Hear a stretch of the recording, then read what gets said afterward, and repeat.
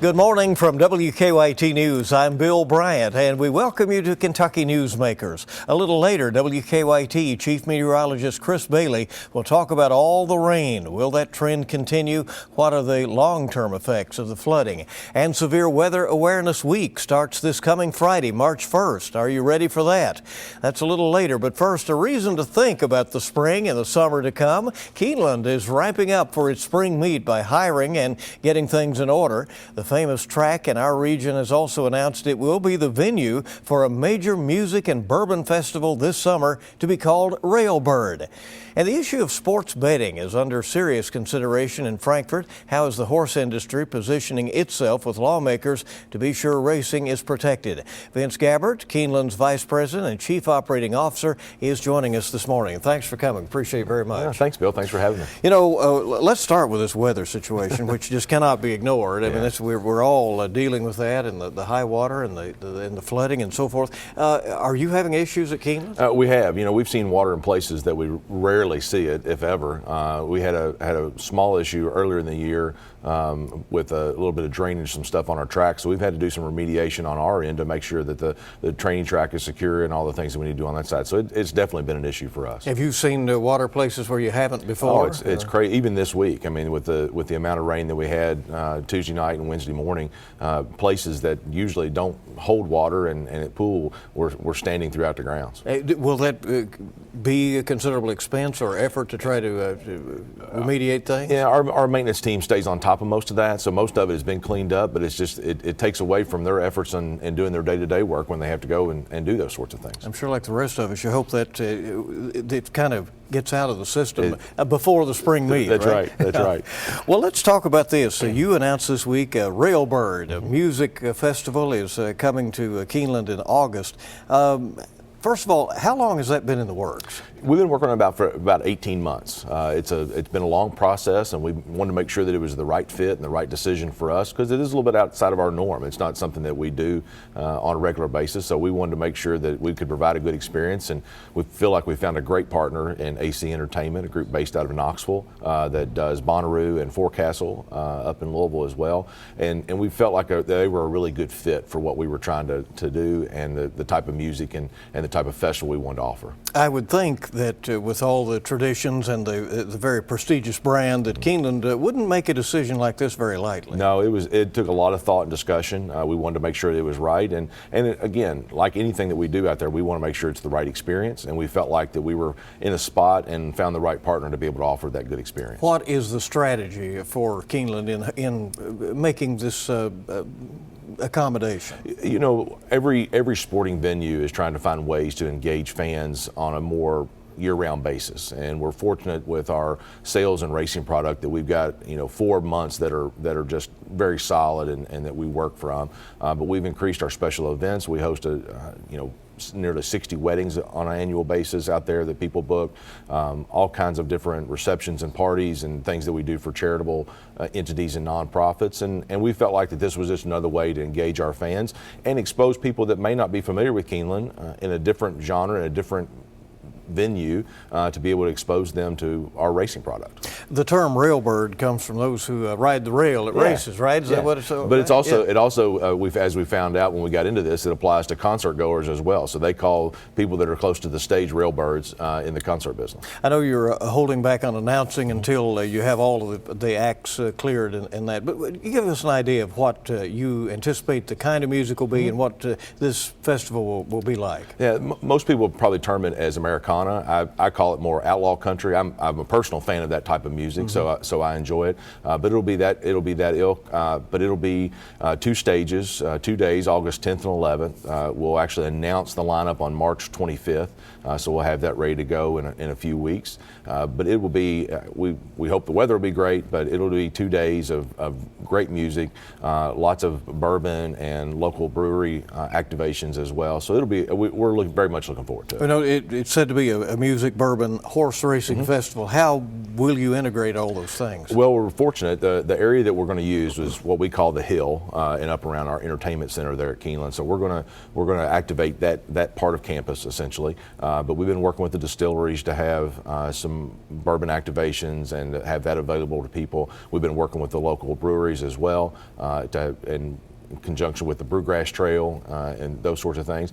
And we're lucky that some of the best tracks outside of Keeneland that are running that time of year, Saratoga and Del Mar, will both be running live. So we'll have wagering available and be able to educate people on betting and those sorts of things. You can do maybe some simulcasting as well. Put those on the big screen. When do we expect to hear more about that? I think probably March 25th will be the next big time frame. So we'll have the lineup set and make those announcements on the 25th of March, and then we'll be rolling out the different sponsors and partners that we have for the activation piece of it throughout the summer. All right, so that'll be the summer, again in August, but let's talk about the spring meet. It'll be here before you know it. We make note that the Pegasus pins are already out over, so we're rolling toward the Derby. Are you, first of all, you're already starting to hire. We are. One of the things people don't realize is we hire about 2,000 people for each of our race meets. So we have 200 full-time employees, but we ramp up and have 2,000 employees there during the race meeting. And we actually open on a Thursday this time, so we're picking up an extra day and open on Thursday, April the 4th. So that's another new thing for us. We're going to go with a later post time, but we're also hosting Thursday Night Live. So that'll be the kickoff for the Thursday Night Live downtown, and we're actually going to host it for the very first one that night on April the 4th. I didn't realize that, so that is news. So it is. Starting one day earlier? One day earlier, and the reason we did it, we're always closed for Easter, and 3 out of the next 4 years, Easter falls within the spring meet, and so we want to be able to offer our fans a little bit more, and we felt like that being able to open on that Thursday would provide them with that. Well, let's talk a little bit more about the jobs that are available out there. First of all, do you have some workers who come back year to year? Oh, absolutely, absolutely. We have people we have some of our seasonal workers that take their vacations and just to work the 3 weeks at Keeneland, both in the spring and the fall. So they use their vacation time from their other jobs to come work with us. Get double pay. Yeah, right. And you have a job fair that will be coming up soon. We do. So our hiring center opens up on February 25th, and then our job fair is on March the 9th, and we'll be ramping up and hiring for everything, from building services to hospitality, concession workers, waiters and waitresses, just everything across the board. What kind of employees do you try to find at Keeneland? We want people that are passionate about the place. It is a wonderful place to work, and it is exactly what you think it would be when you drive on the grounds every day. And we just want people that are passionate about what they do, so that spills over in how they treat our patrons. The spring meet sort of acts as a gateway to the Derby season in Kentucky. Does that and the fact that we're finally breaking out of winter make it extra special? It does, and typically when we have particularly cold or wet winter, we see even upticks in our opening weekends because people are dying to get out of their house and come have a little bit of fun. And this year, again, any other changes to the scheduling on the No, just the opening on that Thursday, April the 4th, is the only change, and we'll go through the 26th. So everything else will be the same once we get open, but the opening day is one day earlier on that Thursday. What's your favorite thing about the spring meet? Honestly, the quality of racing is so good, and you see so many horses that then go on throughout especially their 3-year-old campaign. The Central Bank Ashland Stakes and the Toyota Bluegrass Stakes are such good races, and you see horses from both of those races go on for their 3 and 4 and 5-year-old campaigns. That it's fun to see those horses that have raced with us then go on and see the level of success they have. I mean, it's a big deal for many to get a horse to run at Keeneland. Then if you get beyond that. Absolutely, right? Absolutely. It is a very big deal, and I think sometimes we lose sight of how important it is for the horsemen and for the people that are involved in this sport to have a winner at Keeneland, but then continued success is a major thing. All right. Well, there's some policies in Frankfurt that we want to talk about a little bit here, and we'll do that in just a moment. We're with Vince Gabbert from Keeneland on WKYT's Kentucky Newsmakers. A little bit later on, our Chief Meteorologist, Chris Bailey, will talk about all this wet weather. When do we break out of it? And severe weather season starts later this week. We're back in a moment.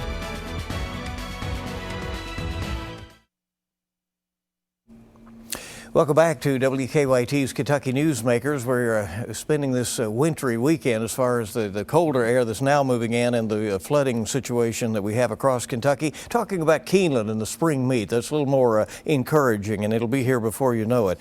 Vince Gabbert is here. He is the Vice President and the COO out at Keeneland. All right, obviously you keep your eyes very closely affixed on Frankfort, and when they're in session, who knows, right? That's exactly right. So there are lots of things going on and things that could affect Kentucky's signature industries. Sports betting is being debated right now.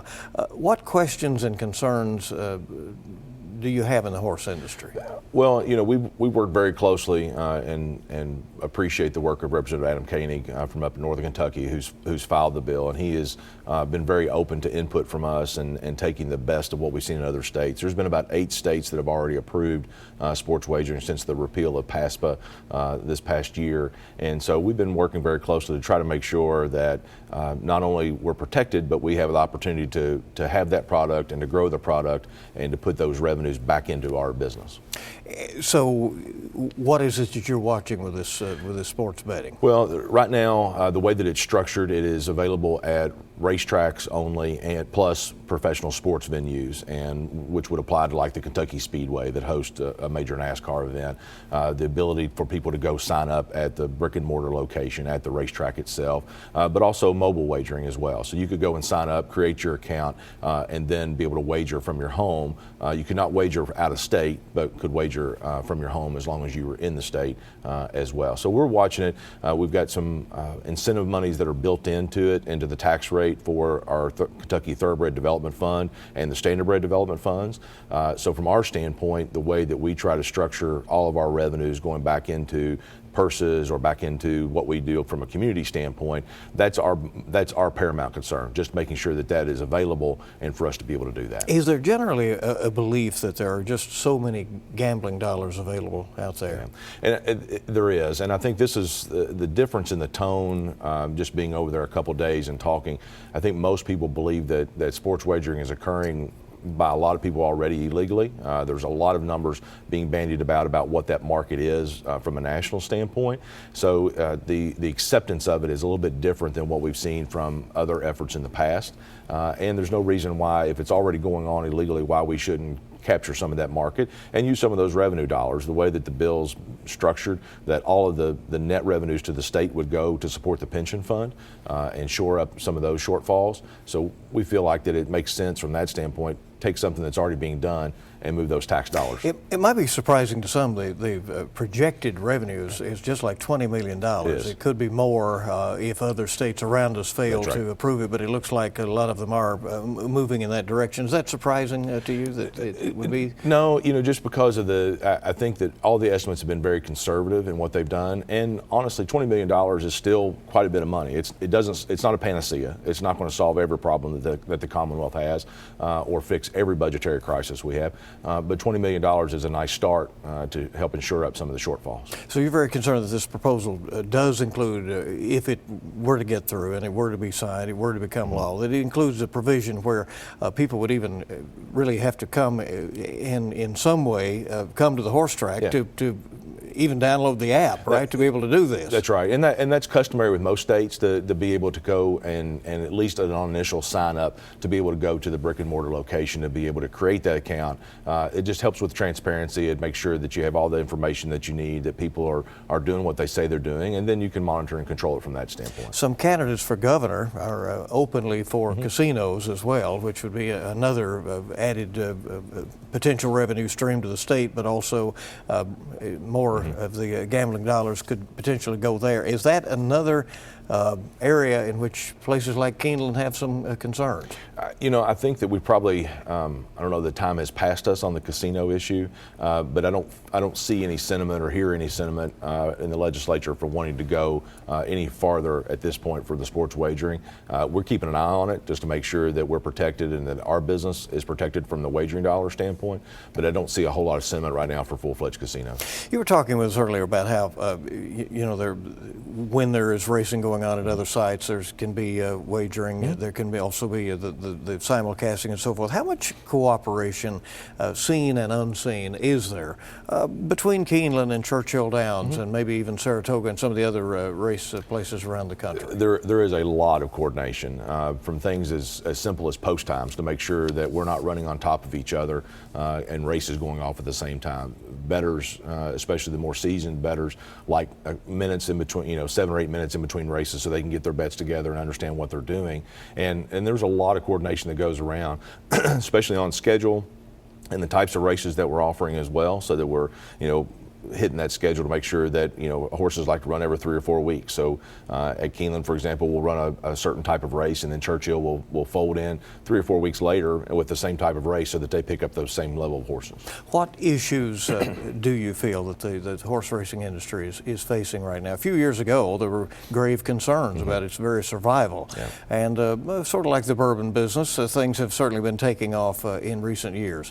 Are things healthy again? They are, and one of the things that we're seeing in the market downturns that we've experienced over the last 10 years, the higher end has been very successful. So places that like us and Saratoga and Del Mar have been fortunate to be able to kind of ride those waves and starting to see upticks in the wagering dollars as well. The higher caliber of horses that are coming through our sales ring and how that benefits our industry from the sales standpoint has been a big deal as well. Once referred to as the sport of kings, but what you've really had in recent years is seeing the tracks reach out to become sort of an every man's location. Absolutely. And partnerships, in my time, I've been there almost 10 years now at Keeneland, and in my time it's amazing the amount of partnerships that have come out. So you'll see a horse that has 40 or 50 people that own a single horse and own a piece of it, and the guy that owns a 100th of that horse is just as excited as the guy that owns all of it. That's really interesting. I hear about that a lot. But do they get a certificate, or how do they? Generally they get all the updates from the trainer, so they get copied on the emails when the horse works, or they get in the win photo if the horse makes it to the winner's circle.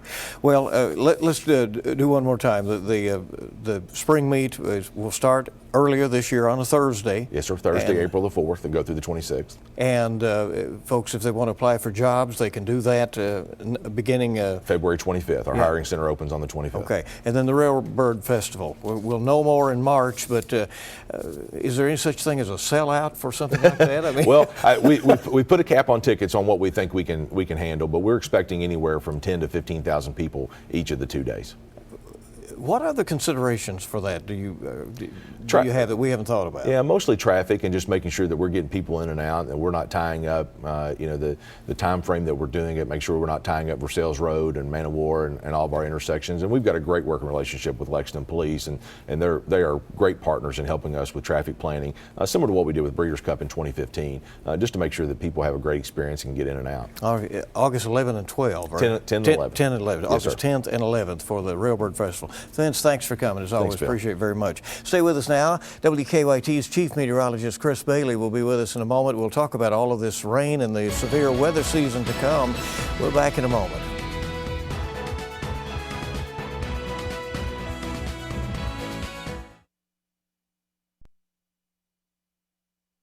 And welcome back to Kentucky Newsmakers. There are major flooding issues across Kentucky right now. Roads flooded out, rock slides, other issues. It's going to be a tough cleanup that could be expensive and lengthy. And while we're all dealing with the February flooding, we'll be rolling into the March time period when it's severe weather beginning on Friday of this week. So Chief Meteorologist Chris Bailey is with me here now. I'm actually with him over here in the First Alert Weather Center. Now, I'm on your turf here.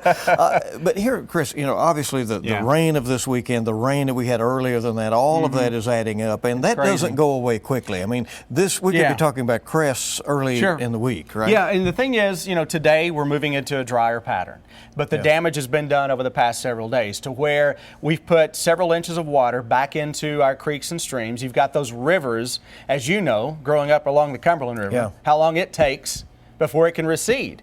And the Cumberland's still going to be coming up over the next day or so. So the rivers, even though we're in a drier pattern, Bill, those rivers are going to continue to rise for a few more days before cresting. You're talking about the Cumberland River, the Kentucky River, the Licking River, Elkhorn Creek, The Ohio River is going to see more rises as well over the next couple of days. So even though it is dry now, you're going to have a lot of those tributaries that feed into those rivers that are still backed up. So if there has been rain upstream from where you are, Yeah. the worst could be yet to come. Exactly right. And that's what will happen with that crest. That crest is going to make its way downstream slowly but surely.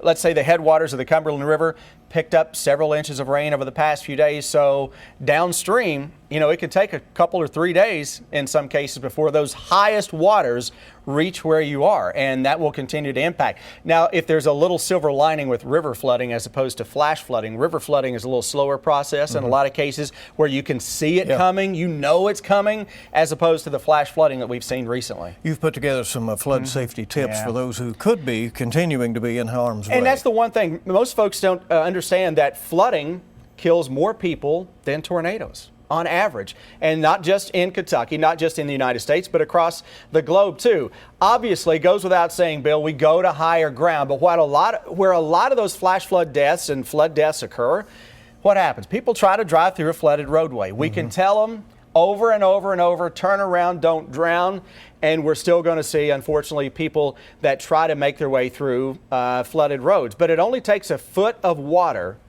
to get a vehicle to float. Now, amazing? Up to 2 feet of rushing water can just take a car, even as big as an SUV, down the river or down the stream. And unfortunately, that's where most of our flood deaths occur, inside of cars, people that are trapped and they get swept away. And obviously, never try to drive around a barricade. They're there for a reason. When you look at the effects of flooding and the mudslides, the rock slides, the roads washed out, the bridges that are damaged, all of this could be an expensive and long-term cleanup. No doubt, because the rock slides and mudslides we've been seeing around here of late, even by Kentucky standards, those are pretty extreme. We've seen a lot of them. I mean, we're seeing sinkholes developing in Pulaski County. Right. We don't see sinkholes in Kentucky. You think of that in Florida, right? You don't think so much in Kentucky, but that's an indication of how wet it has been for the past couple of years. And this February, Bill, is already on pace with last year's record-setting February in terms of rainfall. Let's talk about that. I mean, what a strange winter this has been to be so wet. And as you said, coming on top of this wet weather that we had last year, we had more rain than a rainforest. Yeah, right? We did. And you look at 2018 in Lexington. Let's say you rank number 1 wettest year was last year to number 10. The distance between last year and number 2 was almost 6 inches. The distance between number 2 and number 10 is only 5 inches. That's how crazy wet last year was, that it just surpassed everything we'd seen before, and not even by just a little bit, not a razor-thin margin. I mean, it blew it away by almost 6 inches of rain. Amazing. And we're on pace to break that record this year. Now, it's early, obviously. It's only February. But still, we're on that record-setting pace. Once we get through this acute situation with the flooding now, by the end of this week, we're into severe weather season. We are. March 1st through March 7th, severe weather preparedness week here in Kentucky, and that is when, for us, we got to think way back to when we had those tornado drills in school. That's when those drills typically will start to take place. Around Kentucky, you can get severe weather at any time of the year, though. But it's just that late February, early March time frame we start to really drive home, hey, severe weather season is coming. Here are things that you need to know. And March 1st, just around the corner, that's when we're going to start Severe Weather Preparedness Week. And then from there, that following Wednesday will be when the kids at 10:07, not this coming Wednesday, but a week from this Wednesday, when they're going through their tornado safety drills at school. March 2nd, 2012, still the standard bearer around here in modern times, obviously along with April 3rd and 4th of 1974. But severe weather can occur at any time of the year. This is just the time of year when we're saying, you know what, make a plan. Start thinking about it. Get the preparedness ready. And some proof of that is the fact that often that tornado drill has had to be postponed or moved because there was tough weather that morning. And you look back at March 2nd. 2012, the Tornado Safety Severe Weather Preparedness Week that year was actually in the middle of March. It was after all that, when you had a couple of schools that were destroyed. A couple years ago, we had that on March 1st, you had that 100-mile-an-hour straight line wind that caused all the damage in Estill County. And that was in March. We've had severe weather and tornadoes in the month of February. We just had some severe weather on Saturday. into much of our region too. So for those who are fortunate enough to be having an easy Sunday morning and not dealing with the flooding right now, what would you tell them to be thinking about right now as we get ready for severe weather season? It's all about having that plan ready. I know schools go through it. They have their safety plans. Why shouldn't you at home? You should have a safety plan with the family, the kids, have them run a little drill so they know exactly what to do. So when we're interrupting your programming to tell you some of these safety rules, we're doing it for a reason, because not many people at home, Bill, have their own safety plans at home. And unfortunately, the chances are you're going to be at home when severe weather hits, because that's where we spend most of our time, obviously. Mobile homes, unfortunately, those are the first things to go, because they're not as sturdy as, let's say, a brick structure, a concrete structure, or what have you. So we want to evacuate those. And above all else, the thing that I preach to the kiddos when we're at schools and whatever else, and even on air, you'll hear me talk about putting on a helmet or something. And then the cool thing about that is now, I'm preaching protect your head, but during severe weather, when I'm on with tornado warnings, now on Twitter, I'm getting pictures of families with their kids with helmets on and hard hats on. So we're making that point, we're driving it home, and we're getting them to understand. That's the important thing. When it's all boiled down to its essence, and I'm kind of simple about things like this, but really, I mean, you're having the cold air of winter battling the summer to come, sort of this time of year. Exactly right. And if you look back at last year, we had the wettest February ever, one of the warmest Februaries on record, kind of similar to this February.